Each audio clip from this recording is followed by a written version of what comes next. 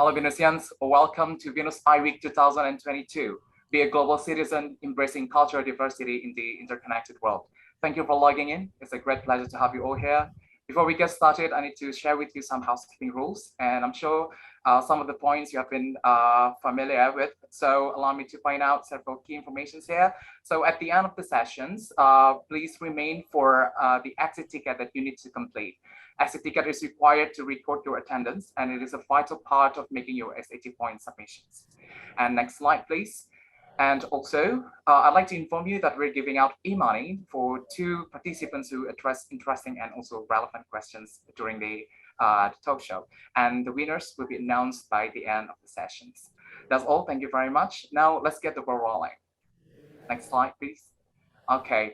Firstly, I would like to warmly welcome our distinguished guest, His Royal Highness Prince Constantijn Van Oranje Nassau, and Professor Meliana, the Vice Rector of Global Employability and Entrepreneurship of BINUS University. I also would like to warmly welcome Bapak Ivan Sanjaya, the Managing Director of GEN Indonesia, and Bapak Agung Harisasongko, BINUS Entrepreneurship Center Manager. And warmest welcome to all invitees, faculty members, students, ladies and gentlemen. Once again, welcome to BINUS iWeek 2022. This is the 4th implementations of BINUS iWeek, organized by BINUS Global, BINUS University. BINUS iWeek 2022 gathers local and international students of BINUS University and representatives of international institutions to celebrate diversity, as well as to recognize, appreciate, and learn about other cultures around the world. And this program also presents idea-focused and thought-provoking conversations on a wide range of topics, including history, tourism, language, film, politics, and economy.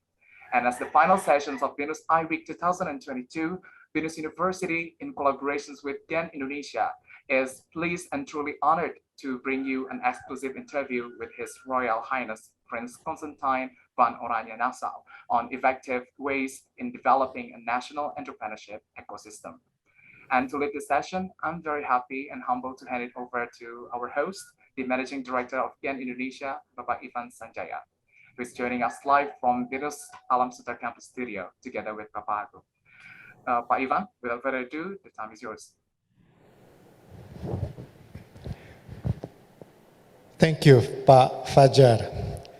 Greetings and salutations once again. Welcome to our exclusive interview today with me, your host, Ivan Sanjaya, Managing Director of Global Entrepreneurship Network Indonesia, organizing this event in partnership with BINUS University, one of the largest private university in Indonesia, and also the Royal Dutch Embassy here in Jakarta.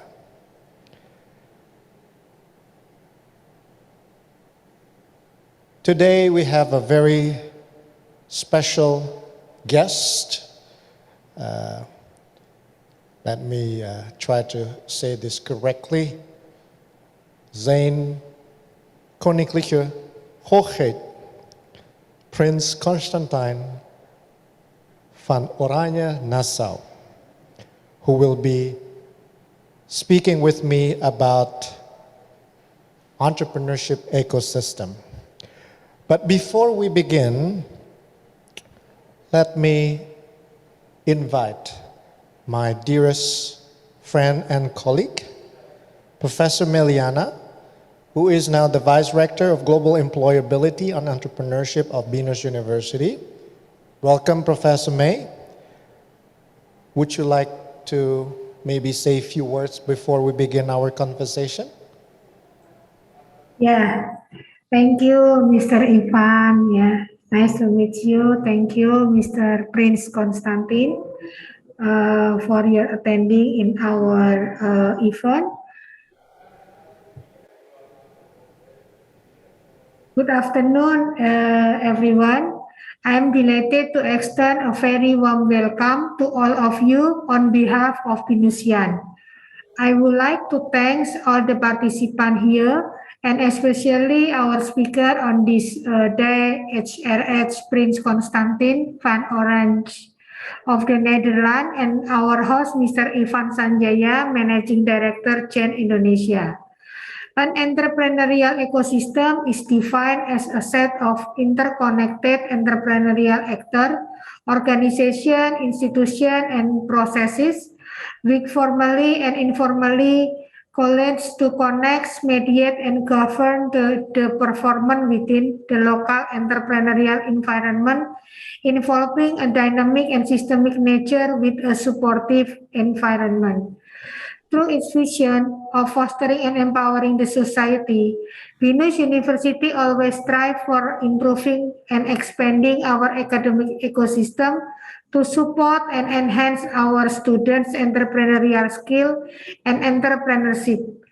As a part of our Spring I-Week 2022, this event will definitely broaden BINUSian perspective by learning how national entrepreneurship ecosystem can be developed effectively. A full appreciation to the committee who organized this event.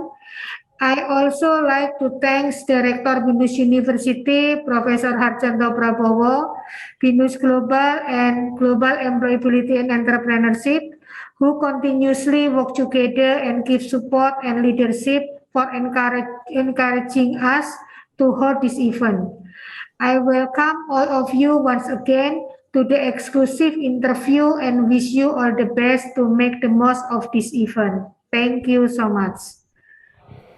Thank you so much, Professor Meliana, for your kind remarks. And before we begin, I believe we also have a very brief message from the ambassador of the Royal Dutch Embassy here in Jakarta. So if you like to show that video, please. I'd like to start by saying good morning to the Special Envoy of TechLeap Netherlands, Constantijn Van Oranje. Good afternoon to the hosts of today's interview, Professor Meliana, Vice Rector of Global Employability and Entrepreneurship of BINUS University, and Pak Ivan Sanjaya of Ken, Indonesia.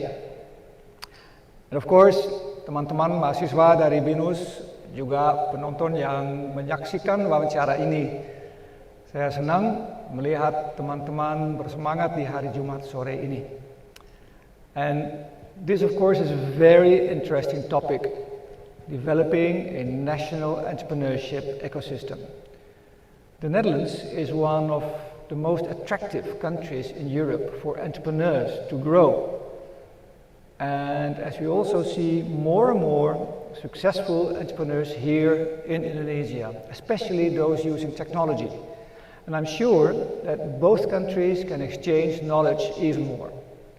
That's why I'm so happy, so proud, having Special Envoy Constantijn Van Oranje here, who could hopefully share with us TechLeap's secret recipe in strengthening the Dutch ecosystem.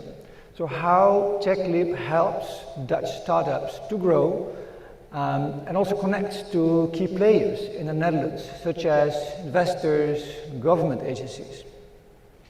Now, having a kind of organization that makes these connections to the right people is very important in supporting entrepreneurs to grow and making that ecosystem stronger.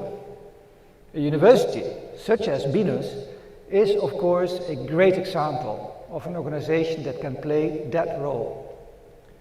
So my message today for the students attending here is make use of your time here in your university to achieve knowledge as much as possible and also make connection to the experts that can help you scale up. For instance, by joining a business incubator or a support organization. Furthermore, there is always an opportunity to learn more from the Netherlands, and feel free for that reason to reach out to our embassy, the Dutch embassy here at Kuningan in Jakarta, anytime to get more information. So, thank you very much, and let's continue supporting each other. Terima kasih dan selamat menikmati wawancara ini. Thank you. That was the Royal Dutch Ambassador to Indonesia, Mr. Lambert Green. Here comes the moment that we are all waiting for today. This is the exclusive conversation with our special guest, who is the envoy at Tech Leap Netherlands, a former Startup Delta, co-founder of Startup Fest Europe, and ambassador of the European Innovation Council and SMEs Executive Agency.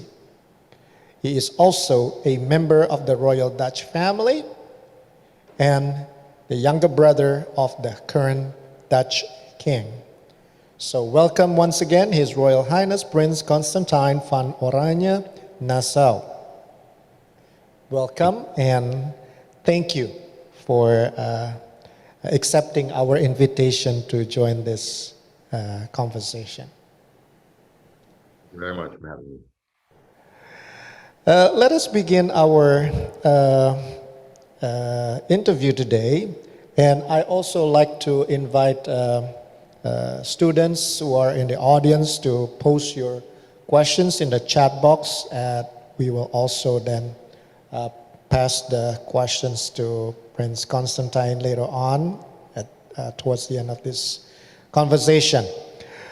Let's begin with our first questions about the ecosystem.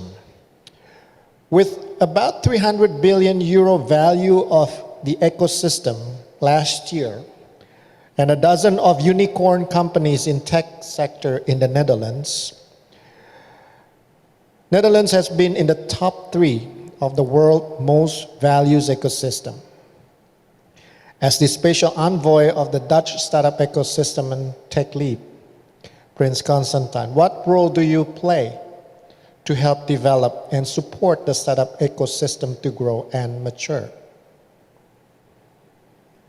Well, thanks for that question. First, I have to say that we play a relatively minor role. I think it's the entrepreneurs that drive the system, and it's the investors that fuel it. And if all goes well, you don't need an organization like Tech Leap. But obviously, there's a lot still to improve. We look at countries like Israel, what has been achieved there with relatively less opportunities, smaller markets, and you see what is actually possible. So if we benchmark against some of the leading ecosystems like Boston and Silicon Valley and Israel, there's still a lot to do. So what we set out to do was first to understand much better what the ecosystem is. So to gather a lot of data, be much more data driven in our policies, then see how we benchmark against others and what is holding us back in terms of access to capital, talent, markets, and technologies. And we've then, with partners, designed policies to overcome those, so to get more capital in the market, to mature our venture capital system, to allow talent to grow here nationally, but also to retain them better and to attract more talent, and to work with our universities to improve the tech transfer system so that more startups from the universities actually become scale-ups. So there's a whole number of issues that we've done. And lastly, we're really working with founders of our companies to help them help each other. So we don't think that we have the wisdom, or we don't develop a curriculum. We really bring founders together so they support each other. And then we basically introduce very experienced entrepreneurs that have been running unicorn companies to share their experience so that the learning is much faster. And we build a community, which we think is the most essential part of any tech ecosystem, is that there's a strong community of entrepreneurs. Along the way, you certainly have discovered many challenges. How do you go about those challenges?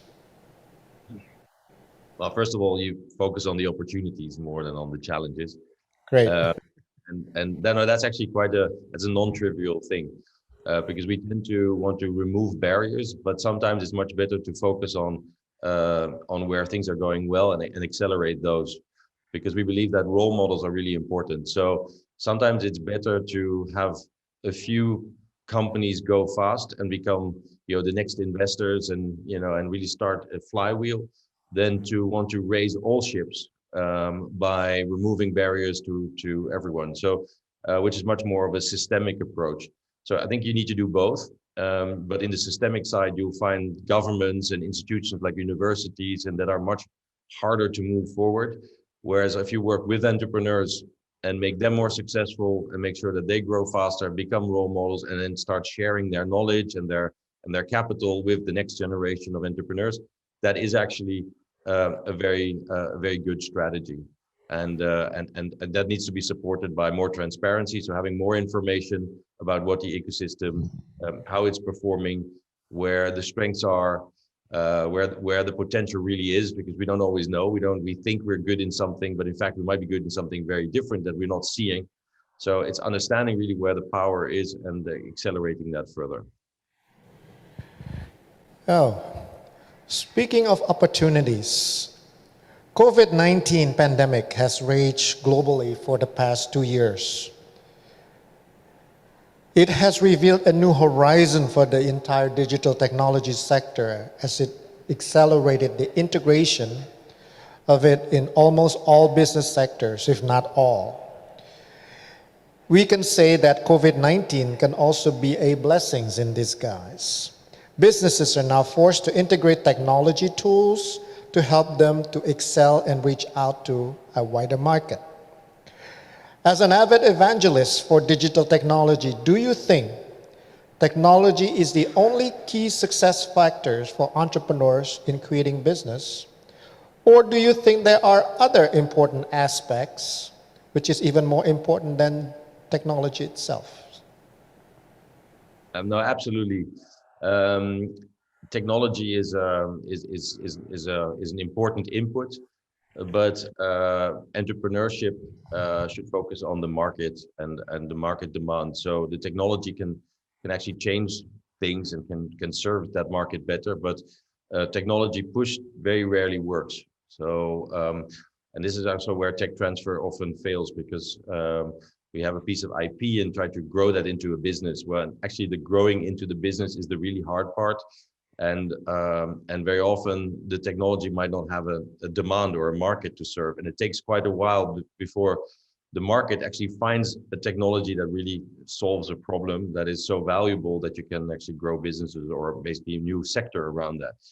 So no, to answer your question, no, I think it's the business is understanding the market, which is really driving entrepreneurship, and that technology is an important input. Obviously, if you have whole new technology domains like quantum computing, then things are a bit different. Then you might want to create an ecosystem around that where entrepreneurs and scientists and big corporations and investors actually come together to grow those businesses. And then the technology takes a much more central stage. You see that as well in biotech. But on the whole, in most of the business we're seeing, the technology is a secondary factor, and the market is the key factor. And obviously, talent is of major importance of growing a business.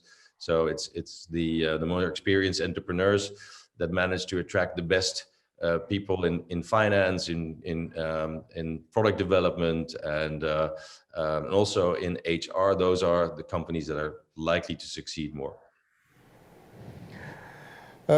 Speaking of talents, I want to switch to education. Entrepreneurship education has always been a great challenge for many universities, I believe not only in Indonesia, but also worldwide. Some even think that entrepreneurship should simply be done by the business school. Some think that entrepreneurship must be done in all schools, including engineering, science, art, design, medicine, humanities, etc.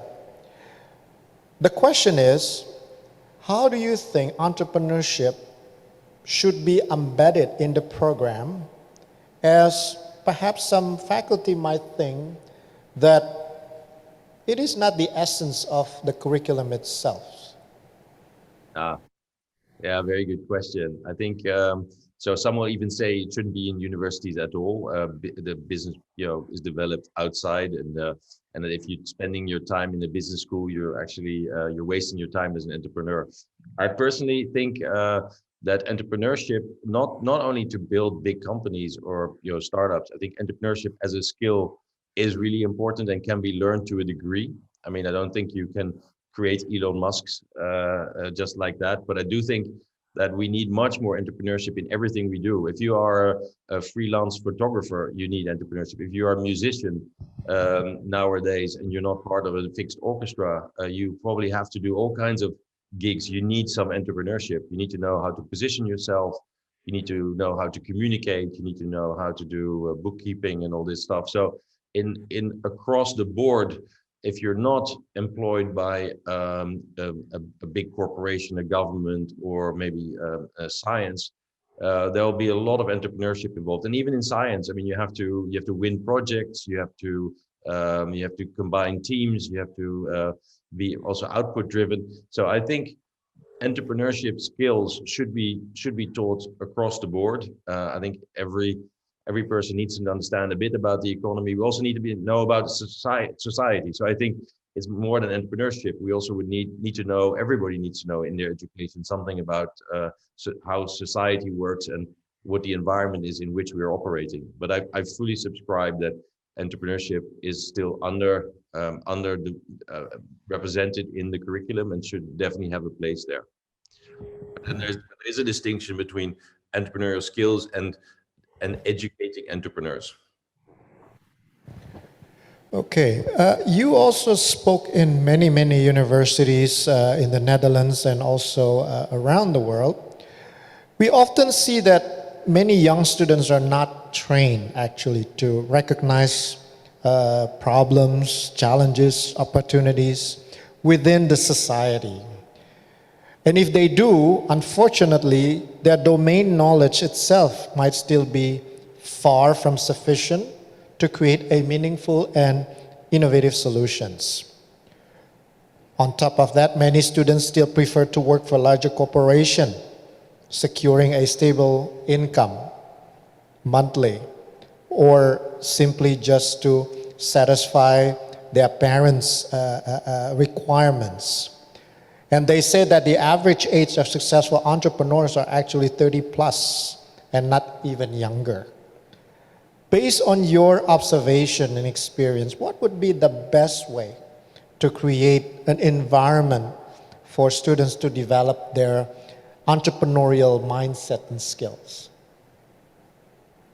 It's start, fail, start, fail, start, fail. So I think really start doing it, creating an environment where young entrepreneurs can start, where they're well mentored, where they can learn, where they fail, or maybe when they even have a good idea, they might exit relatively fast, try it again, let somebody else take the business forward. I think in what we see also in tech transfer, so not so much the average student entrepreneur, but really a technology-driven venturing out of universities.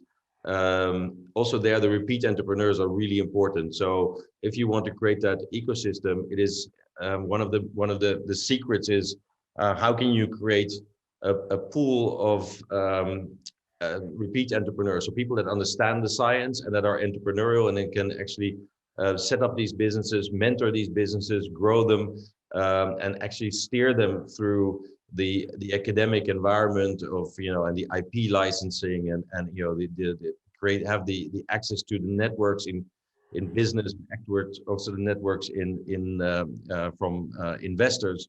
And so those people are very important. So the more of you can create of those people, the more likely success you'll have. So far, we have been talking a lot about tech ecosystem, tech startups. I want to move to something a little different than that. That is family businesses. In Indonesia, we don't unfortunately see many companies that have lasted for over 100 years or more in operation. In other words, businesses that have seen changes of its leadership more than 3 generations, that's hardly to be found. Unlike in countries like Europe, US, especially in the Netherlands, and also in some Asian countries, for example, Japan. or in your country perhaps Heineken is the good example. Many members of the families prefer to simply sit nicely on the board's chair when we talk about the third, the fourth generation. And we also have seen decreasing number of family members who have actually rolled up their sleeves and managed their company in day-to-day business. What would be your perspective on this? And how can entrepreneurship actually play a bigger role in providing good entrepreneurial learning experience for students coming from such family business background? I'm not a specialist in this, but it was a course at INSEAD where I was always very well attended with Manfred Ketz de Vries, the professor, family businesses, because they come with a whole set of complications, and there's always the generational change that is complicated. So also in Europe, so many of these companies that have actually succeeded have seen a mix of family members joining in management, but then under very strict conditions and very strict training. Like the Brenningmeier family has been of CNA apparel, have been very successful in that, and or other constructs where the family is kept outside of the management because the family has always pursued very professional external management and limited the involvement of the family. So it depends very much on the company and what they choose to be. It's never easy, I think, and it's something you really need to plan for. I think what could be interesting, I mean, I think in general, if you pass wealth over to a next generation, that tends to corrupt people's real eagerness to perform. So you could basically not give the next generation the capital for free, but if they start a business, you can as the parents or the holding or the family office invest in those businesses as if they were external companies. In that sense, you can really support their entrepreneurship, and there's a real incentive there, and they will actually own what they have created. I think, and this I'm talking now very personally. People's self-esteem comes out of what they've developed themselves and not what they inherit. And so if you want to really bless your kids, you don't give them your money, but you give them inspiration and tools and curiosity. And then if you want to give them money, then it's better to invest in their ideas than to invest in their consumption. Okay. Your role in giving advices or to the government especially, and also perhaps to other ecosystem stakeholders, were basically infrastructure and policies must be in place for the ecosystem to grow and mature. How much role do you think a government should do to help the startup communities? That depends on the maturity of the ecosystem. So for instance, government can do a lot in a young ecosystem, like we've seen in Singapore, like we've seen in Israel, and London. London was really quite backwards in Europe when it comes to, or the UK in terms of innovation in the 90s, and Blair, and then especially the Chancellor of the Exchequer Osborne under Cameron has really put a lot of effort in the tech city, and then the Tech Nation program, supporting entrepreneurs really, and they've done a lot, and it shows now with London being the second startup ecosystem in the world after Silicon Valley. It shows what policies can actually do, and it means fiscal policies to support investment. It means co-investing with venture capital, also venture capital from abroad, to really attract the best top tier VC funds from the US, Israel, other places. and those policies work. Also, educational policies work. It helps really to have a supportive fiscal system for share options, so that companies can actually remunerate their staff with options, and they become co-owners of the company, and they will share in the wealth, and they will then become, if they're wealthy, become the next generation of angel investors in new companies, and that way you start growing that flywheel. What you do not want, I think, is in mature ecosystems that the government is a very kind of present kind of regulator or rule setter, but also involves with a lot of subsidies, because you want to basically private investment and private entrepreneurship you want to crowd that in as a government, but you don't want to push it out by putting a lot of public capital in the market when there is actually a very supportive VC sector. So I think it's important to know when the government should step aside. I think the typical role of government is to set frameworks, so legal frameworks, to create long-term stability, to have the right infrastructure in place, to allow talent to come to your country, to stay in your country, to be successful, also to be open for capital. Yes, you can put constraints in, of course, because you don't, it's not a kind of a totally free flow, but you do really want to be attractive, and you may want to make sure that your entrepreneurs get the kind of capital that allows them to compete globally.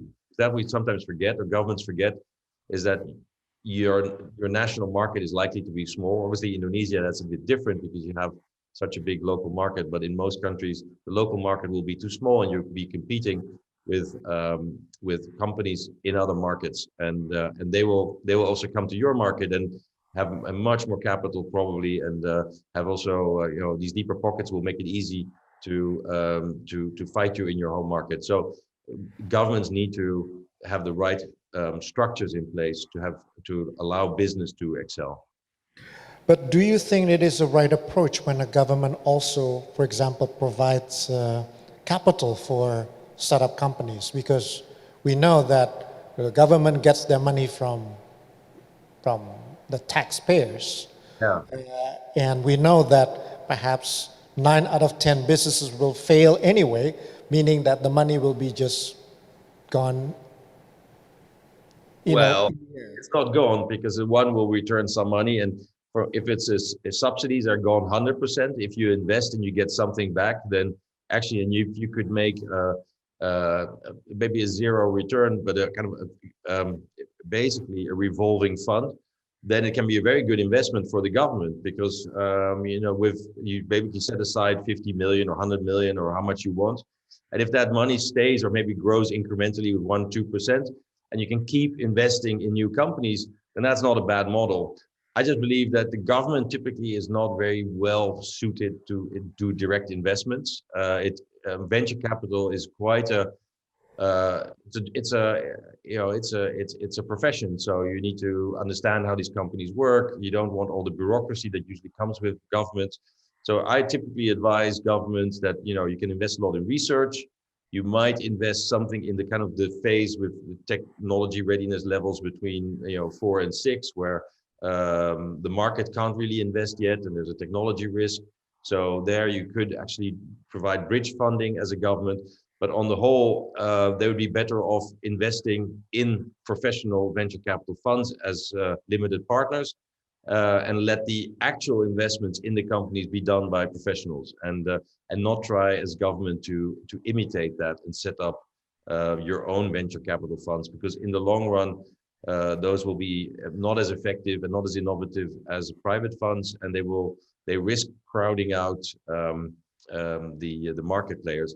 And what we also need to understand is that with venture capital, you have different rounds of financing. So it's really important that you can actually enable the venture to do a next round of financing.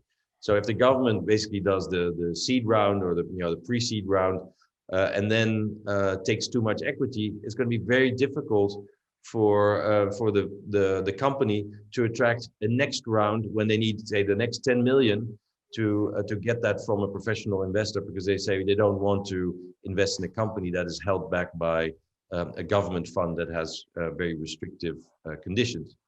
So I'd advise against direct investments, and if necessary, then really do it where there's a market failure and where you can support companies to go fast. And then the government should be quite humble in stepping back and allowing private investors to take the venture forward. Thank you. Now I'm opening the opportunities for students also to post their questions in the chat box.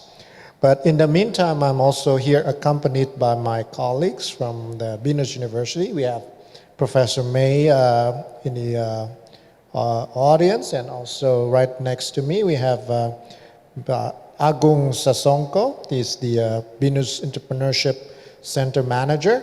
So if you have questions, Professor May or Pa Agung, let's... Okay, Mr. Ivan. I have two questions for Prince Constantijn. I think the first one is about, as your experience, Mr. Prince Constantijn, what type of entrepreneur are most developed in the Netherlands? Is it related to technology or social or culinary or creative? And what about the sustainability of the startup? Because as we know, is it very good or easy to change? Because it's in Indonesia, it is very easy to change, Prince Constantijn. And I think the next question is about what kind of cooperation can you develop with BINUS University, I think. Thank you, Mr. Ivan. About sustainability, you mean the sustainability of the venture, or if they are active in sustainability? The sustainability of the startup itself. Yes. Yeah. Well, I think startups depends if you are in a startup that's developing a technology, for instance, out of university, then it really is a vehicle to bring the technology from its research phase through proof of concept and to the market. So that's it's sustainable in that function, let's say. Many, of course, won't succeed in scaling, and that belongs to it. But it's a different kind of startup than, for instance, a startup in SaaS or fintech or these kind of areas where they are a vehicle of rapid growth. So they attract money, and in that sense, there's quite a strong track record. So if and they're actually quite sustainable. If you have good investors, they understand the metrics, they understand how this business needs to be developed and grow. They also know what kind of staff you need. So it is actually no longer as it used to be that only 1 in 10 startups are successful. We're seeing much higher rates of success now. And obviously depends a bit on how you define success, but companies don't go broke. I mean, and they do sustain and they do make a profit. So the percentages are much higher now. And I think it's also due to investors becoming much more professional, but also education. So there are many more also business schools and universities understand much more about venturing and can support through incubators, can support the startups and entrepreneurs. So no, I think it's becoming much more sustainable in that sense. Thank you, Professor Meliana. Agung, you have a question? Yes, I have one question. Regarding about your statement, entrepreneurs need to know how to communicate and need to know how to do bookkeeping and all this stuff. So in across the board, any suggestion how to good communication for a prospective entrepreneur who in this case are student? Yes, I mentioned that is that you have entrepreneurs from single entrepreneurs, the freelancers, up to people that are building big companies, and more and more we will be asked if you are also a single entrepreneur to have all these kind of business skills, and that's not just if you are building a business. So it's also, as I said, if you're a musician or if you're a photographer or you are a sports person, you're likely to be an entity of your own, and you are expected to be a personality. You have your social media outreach, and that all of that needs you need to understand how to do that, and it's a lot, especially if you're on your own, if you have a small team. So it would help if universities actually can prepare you for that, and can prepare you that for a whole set of jobs, you actually need to be entrepreneurial. You need to go out in the market and understand your customers, understand how they, why they would pay for your services, or how you develop a business model. And I think that's a role that the university can definitely play. Thank you, Pa Agong, for your questions. Do we have questions from the audience at this moment? Yes. There's a question from Stefani. The question is, how do you develop an ecosystem business value so that it can move forward? Are there any pros and cons to doing that? From Stefani. I don't fully understand the question, but because ecosystems are very complex sets of relationship. I mean, Professor Melania actually already explained that. It's the investors, it's technology providers, it's corporates, it's entrepreneurs, it's government, all that. And it's also quite hard to set boundaries around that. So I don't, but maybe that's a term that is used in the literature. I don't know what ecosystem business value actually is. But what we do is we just take the country as a whole, and we look at where we see concentrations around certain topics or certain technologies, and we look, how much companies are developed in those clusters or ecosystems, how dense they are. So how much relationships are there between the universities, so between professors, between entrepreneurs, and investors and corporates.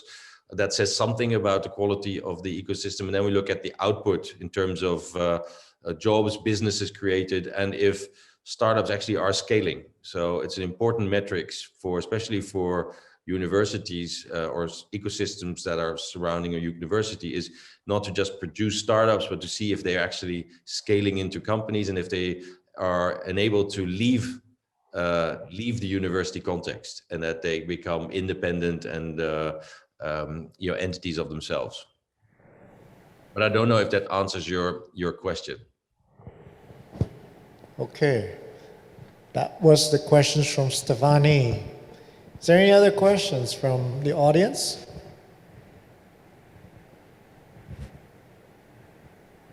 There's another long one.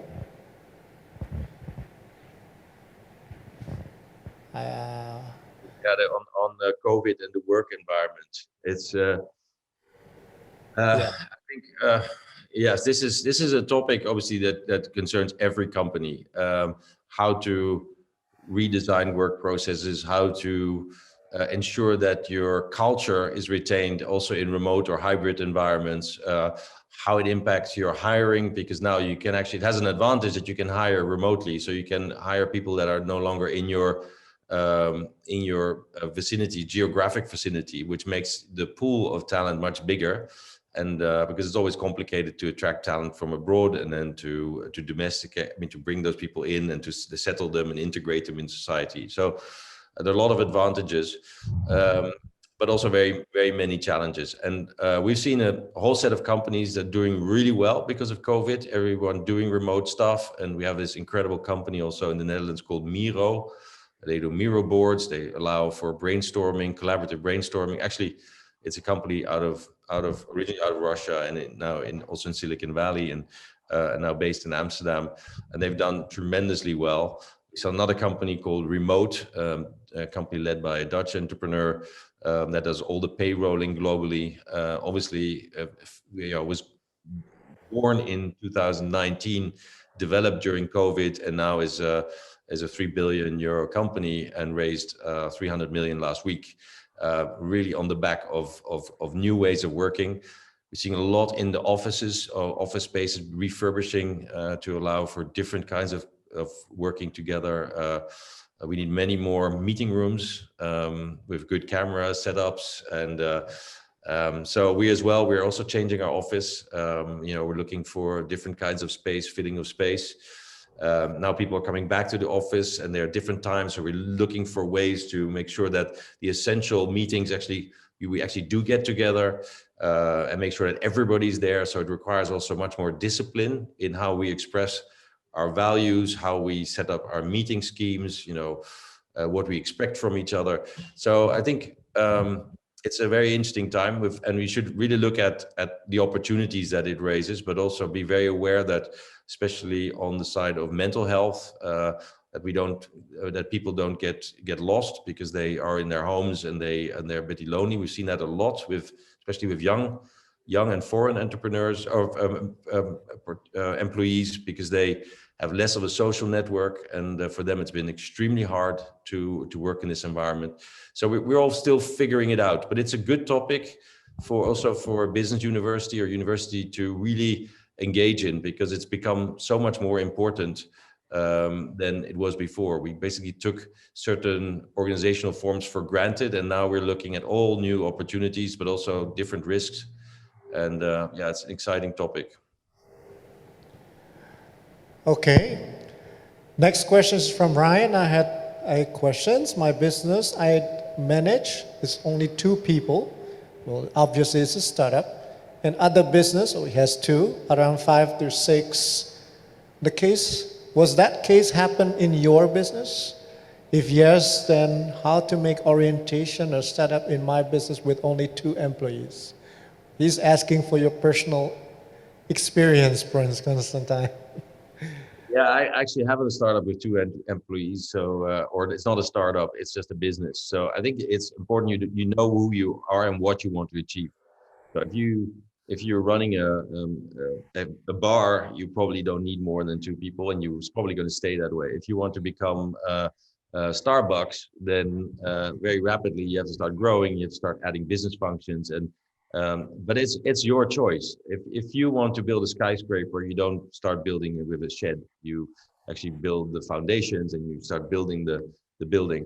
And I think that is actually a very good question, because many entrepreneurs don't really think about that. They start a business and they don't have an idea of how big they can get. And if you start building the wrong kind of building, then you'll never get as big as you possibly could be. So you need to know for yourself, do you want to be a lifestyle business? Do you want to be a medium-sized company that acts locally? Or do you want to pursue a business model that actually can make you a global business? And that obviously requires a whole different set of choices. Okay. Another questions. How did the war between Russia and Ukraine affect the development of business? This is a very general question, so. Well, that depends obviously if you in which business you are. Some businesses are very directly impacted. We have many companies that have developers in Russia and the Ukraine. So companies have been moving their businesses outside of the region.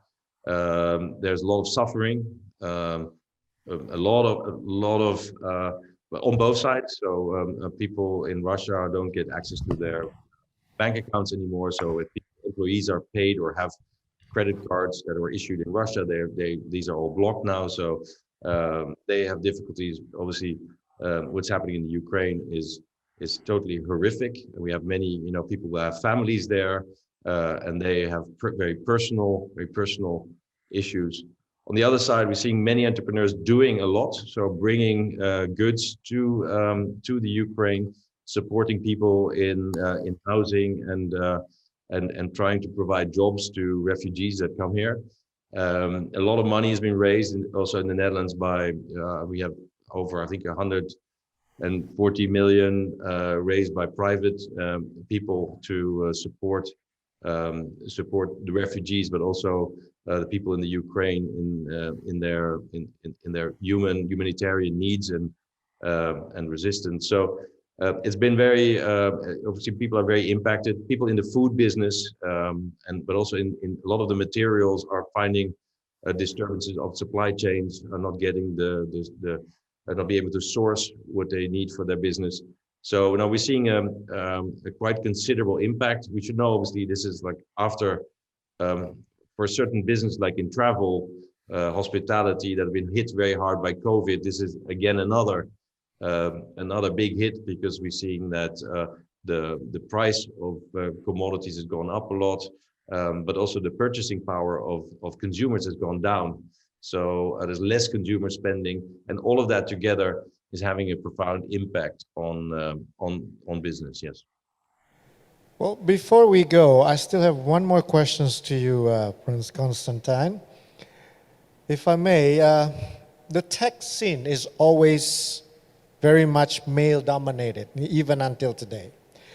The scarcity of women and perhaps even marginalized communities in tech sectors have been so obviously globally feasible.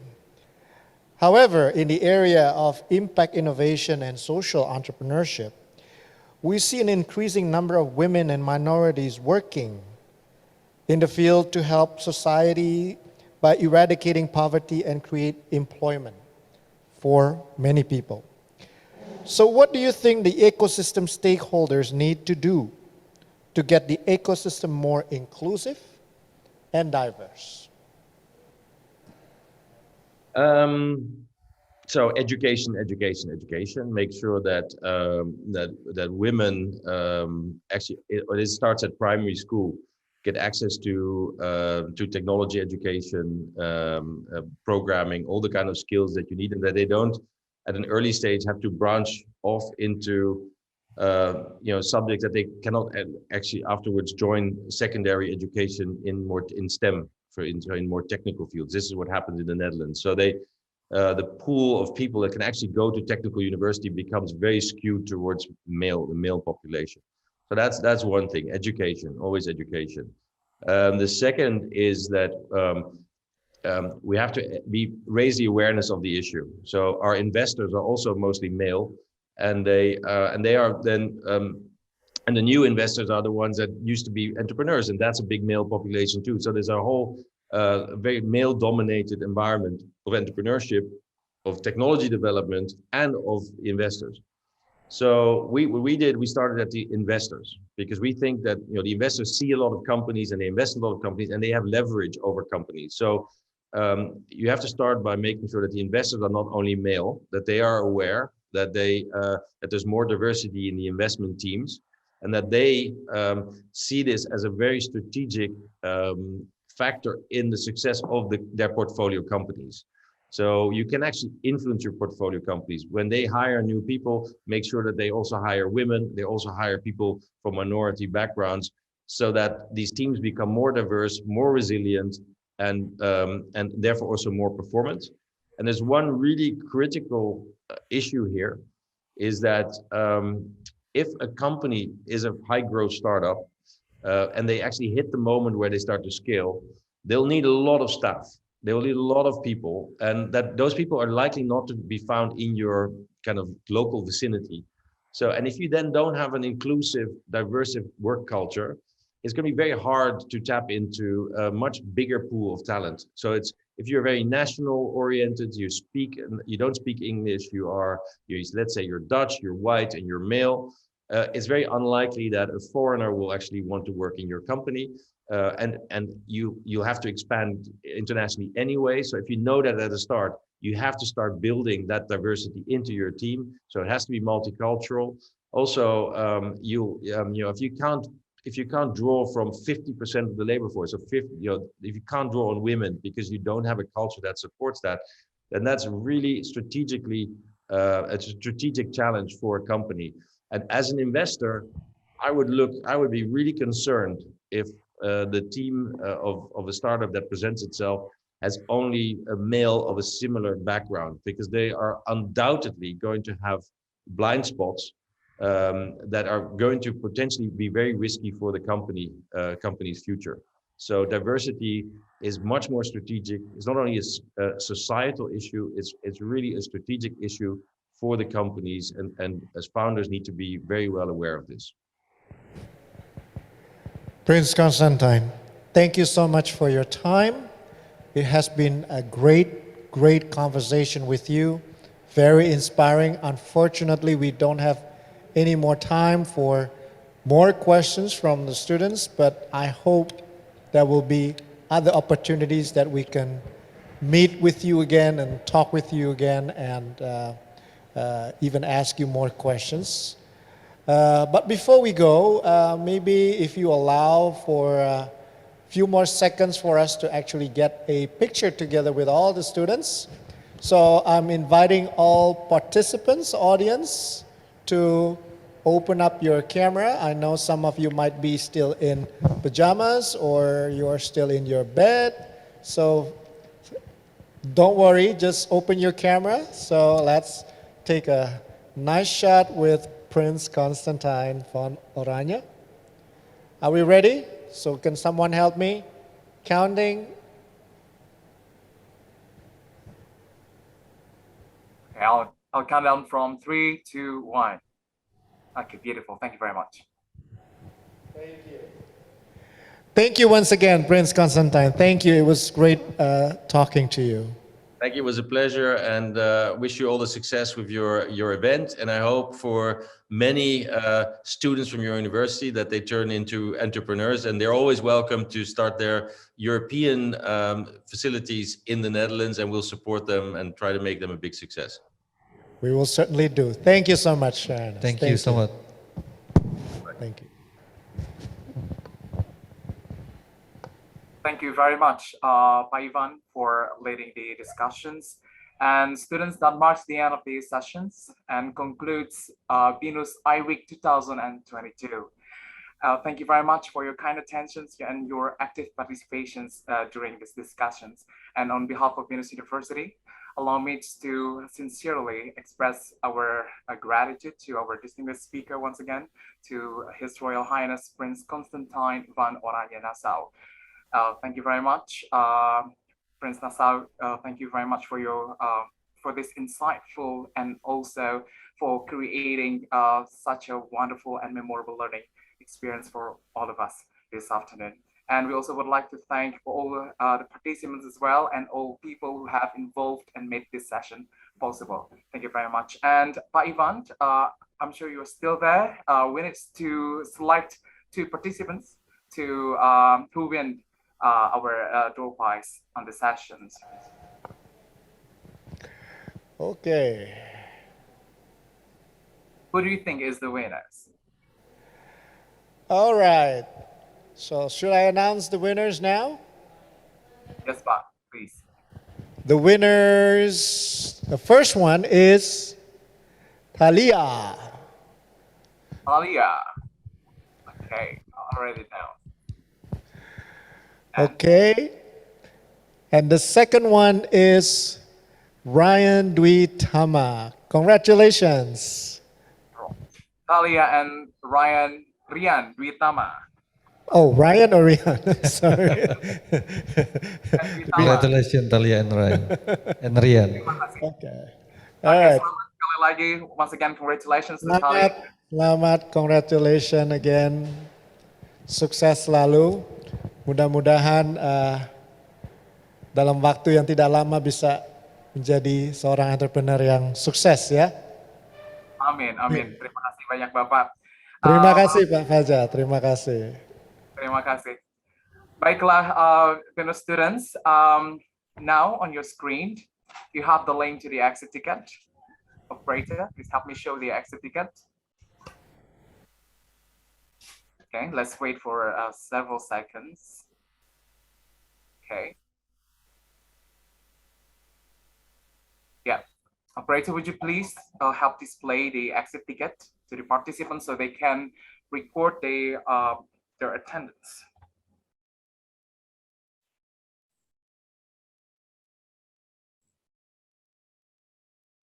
Yeah, there it is.